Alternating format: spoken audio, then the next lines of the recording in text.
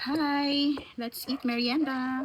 So, ito yung magkakape ako ngayon, guys. So, this is my coffee from pasalubong ng aming pitsan. So, pumunta sila sa Singapore and ito yung binigyan na pasalubong. Actually, marami to, guys. Ayan. Ito na-try ko na. Masarap din to. Hindi siya matamis, this one. And then, ngayon naman, itatry natin ito. Ang tawag nito? Cote Dua Cafe. Bakit Cote? Coconut coffee. Try natin.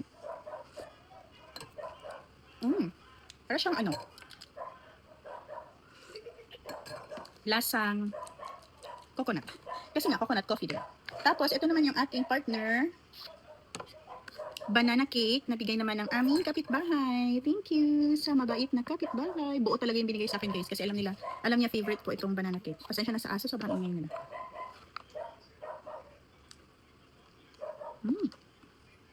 Sarap. Hindi natin po.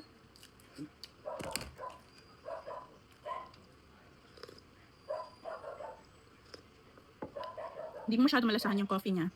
Yung mas maangat yung lasa ng coconut. And hindi rin siya matamis. Konti lang. Tsaka yung ating banana cake. Perfect combination.